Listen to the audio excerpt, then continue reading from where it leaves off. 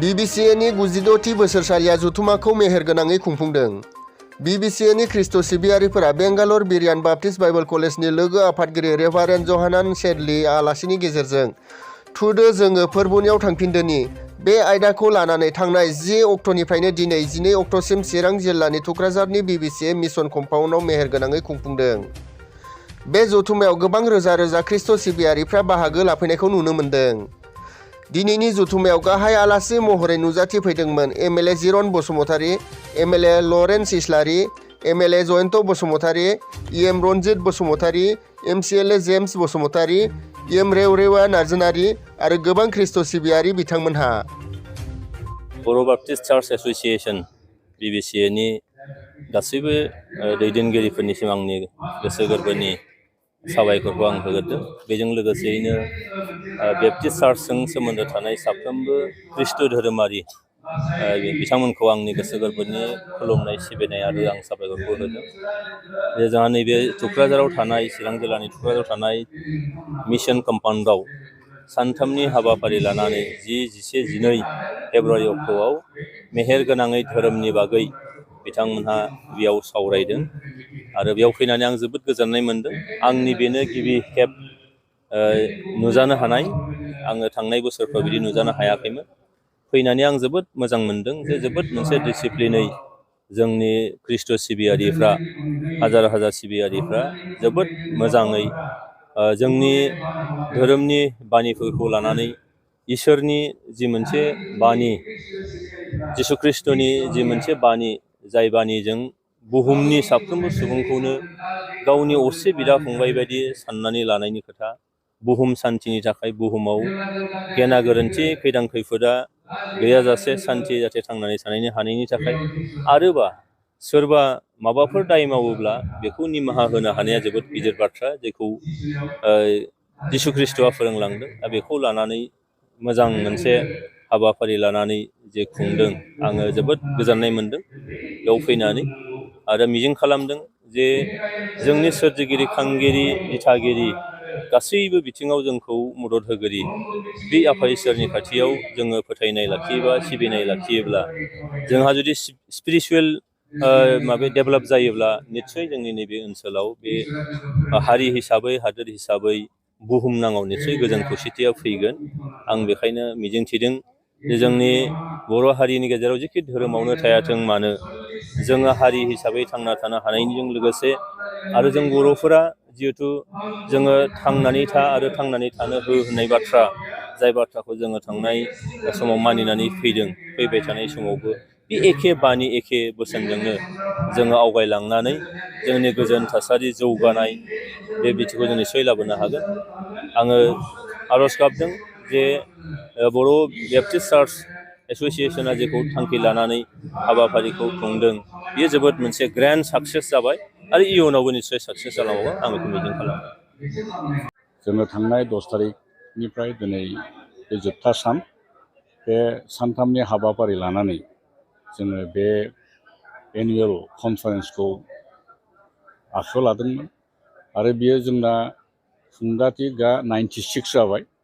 96 जों 100 इयार्स खालामनोसै, बावैसो 27आव जोंना 100 इयार्स जागोन।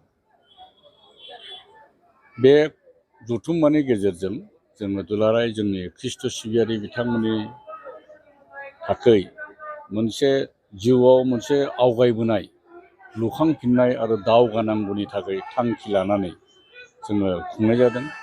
बेनिखायनो जोंनि बेनि गाहाय थांखिया बेनोमोन, काम लेट आस रिटार्न टु द लर्ड।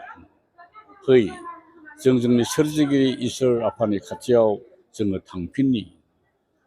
बे आयदाखौ लानानै जोंनि दुलाराय खृष्टानफोरनि गेजेराव मोनसे गोदान सिमां, जौगाखांनायनि हाबाफारि लानानै, न'खर खांनायनि थांखि लानानै, गोजोन थासारिखौ जोंनि ओनसोलाव बोरै एरहोलांनांगौ बेखौ जोङो लानानै जोङो बे सानथामनि हाबाफारियाव जोङो फोरोङै जोङो मिथिहोबाय।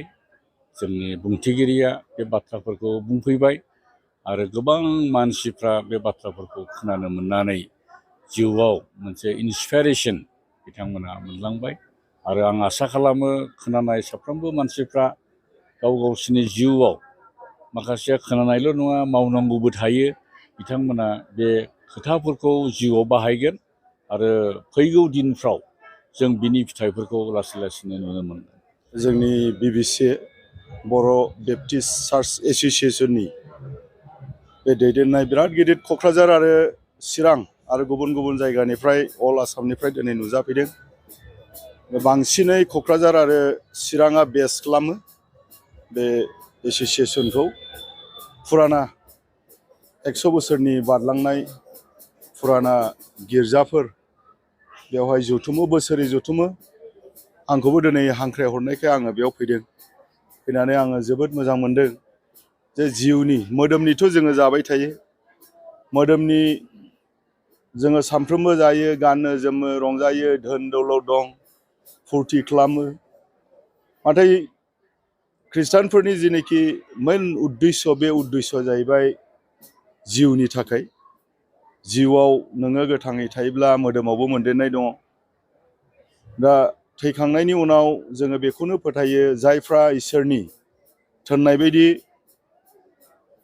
गाहामखौ मावगोन, गुबुननि थाखाय गाहाम मावगोन, बियो माने सोरगो रायजोआव बे थैनायनि उनाव थांनो मोनगोन। आरो सोरगो रायजोआ जोबनो गैयै जुगे जुग बे सोरगो माने सोरगो रायजोआनो एभारलास्टिं लाइफ जायखौ होनो। नाथाय जायफ्रा बे संसाराव दुश्मननि खामानि मावगोन, गाज्रि मोननाय खामानि मावगोन, गावजों गाव थुनज्लायनाय खामानि मावगोन, पाप खामानि मावगोन, बेफोरबायदिया माने नोरगआव बियो थांनांगोन। आरो अबथिरा जोङो गोबां दिनै थैलांनायखौ दिनै जोङो मोननो हायो आरोखि मानसिफोरखौ, गोबां मानसिफोरखौ अबथिरा लोंनाय जानायजों, गारि मटर एक्सिडेन्टजों, ड्राग्स जानायफोरजों, जेयो माने एन्टि ससियेल, गावनि थाखायबो खहा, बिमा बिफानि थाखाय खहा आरो गासै समाजनि थाखाय खहा। दा बेफोरखौनो जाहाथे बयबो, इसोरा जिसु ख्रिस्ट'आ खालि ख्रिस्टानफोरनि थाखायल' नङा, बे बयबो जेसेबां संसाराव मानसिफोर दं बिनि थाखाय, बे मानसिफोरनि थाखाय गोजोननायखौ हानो आरो जिउखौ बासायनो थाखाय फैदोंमोन। बेनिखायनो बयबो मोनथिथों होननानै बिदिनो जोङो प्रग्रामफोरखौ खुंबाय थायो। दा दिनै BBCआबो दिनै एनुवेल कनफारेन्स, दिनै बे जोबथा सान, दा हरावनो जोबसिगोन, बिदाय जासिगोन।